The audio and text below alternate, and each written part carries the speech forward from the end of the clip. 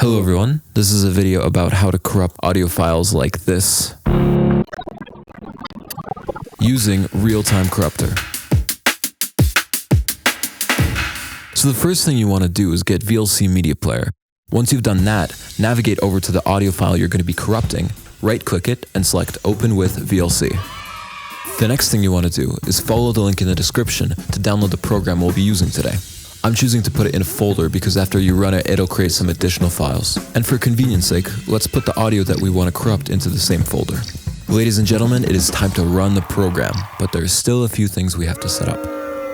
Click that, download that, click that, download that, open that, waive your human rights, and we're in. To start corrupting, drag and drop any audio file into the quick load zone.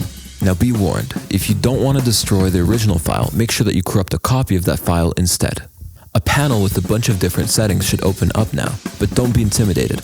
All you need to know is that intensity controls how strongly our effect sounds, and the corruption engine panel will change what kind of effect is applied to our audio. Hey, what are they gonna do now?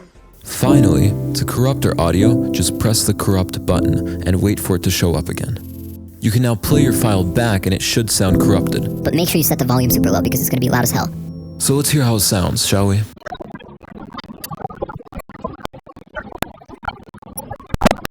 And there you have it, ladies and gentlemen. I feel like you can use a lot of the clicks and pops for glitch percussion.